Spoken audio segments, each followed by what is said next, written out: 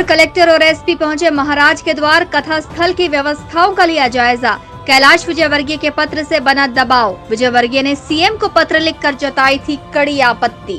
सीहोर में पंडित प्रदीप मिश्रा द्वारा शिव महापुराण कथा और 11 लाख रुद्राक्ष अनुष्ठान को प्रशासन ने पहले ही दिन दबाव बनाकर रुकवा दिया था।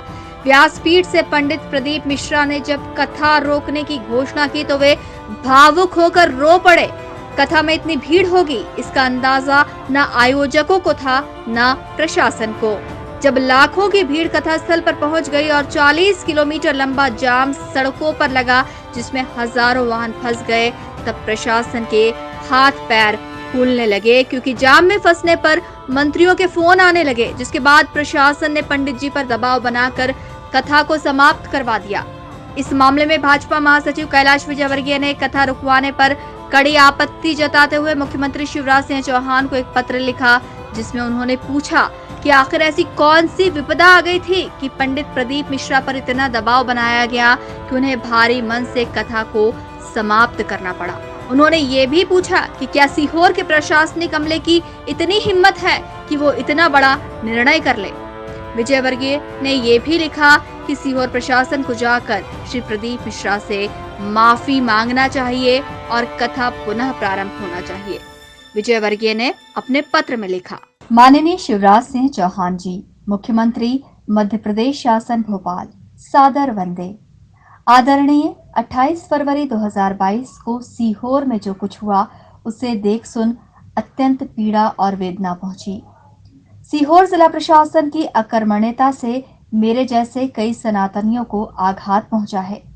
विगत 17 वर्षों से आप इस प्रांत के मुखिया हैं। आखिर ऐसी कौन सी विपदा आ गई थी कि पंडित प्रदीप मिश्रा पर इतना दबाव बनाया गया कि उन्हें भारी मन से कथा को समाप्त करना पड़ा। आदरणीय, भोपाल में इज्तिमा का आयोजन होता है, लाखों लोग शामिल होते हैं, कई मंत्रियों को जाम में फंसना भी पड़ता है, लेकिन ऐसा कभी सुनाई नहीं दिया कि इज्तिमा रोक दिया गया हो। क्या सीहोर का प्रशासन इतना नाकारा था कि इस आयोजन की सूचना होने के बावजूद व्यवस्था जुटाई नहीं जा सकी? क्या जिम्मेदार अधिकारी इतने अदूरदर्शी थे कि वो भांप नहीं सके कि 11 लाख रुद्राक्ष का अनुष्ठान है तो श्रद्धालुओं की आवाजाही भी रहेगी? क्या सीहोर के प्रशासनिक अमले की हिम्मत है कि वो इतना बड़ा निर्णय कर ले? शिवराज जी, ऐसे अनगिनत सवालों के जवाब नहीं मिल रहे हैं। यह आपकी ही दूरदर्शिता थी कि अल्प समय में कुंडलपुर में आयोजित पंच कल्याणक महोत्सव इस सदी का अभूतपूर्व आयोजन रहा। आपके ही कार्यकाल में सिंहस्थ जैसा भव्य और दिव्य आयोजन हुआ। शिवराज जी, सीहोर के अकर्मण्य प्रशासन के कारण आपकी छवि पर भी असर पड़ रहा है। आपको यह सब अवगत कराने में भी कष्ट और पीड़ा हो रही है। सीहोर का प्रशासन इस तरह से निकृष्ट साबित होगा, ये कल्पना से परे है। मेरा आपसे यही आग्रह है कि मेरे और आप जैसे सनातनी तो शिव के अनुगामी हैं। भगवान शिव ने जैसे विषपान किया वैसे हम भी कर लेंगे, किंतु शिवरात्रि के महापर्व पर देश भर से आए शिव भक्तों की क्या गलती थी?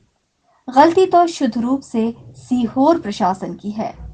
सीहोर प्रशासन को जाकर श्री प्रदीप मिश्रा जी से माफी मांगना चाहिए और कथा पुनः प्रारंभ होना चाहिए।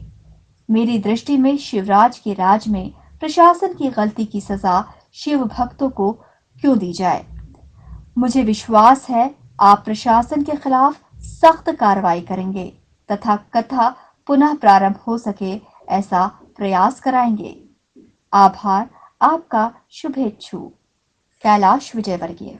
कैलाश विजयवर्गीय के इस पत्र से प्रशासनिक महकमे पर दबाव बना। बुधवार को सीहोर कलेक्टर चंद्रमोहन ठाकुर और सीहोर एसपी मयंक अवस्थी कथा स्थल पर पहुंचे और पंडित प्रदीप मिश्रा के सामने नतमस्तक हुए। उन्होंने पंडित जी से आशीर्वाद लिया, साथ ही व्यासपीठ को नमन किया। कलेक्टर और एसपी ने शिव महापुराण कथा भी सुनी और कथा के बाद वे आरती में भी शामिल हुए।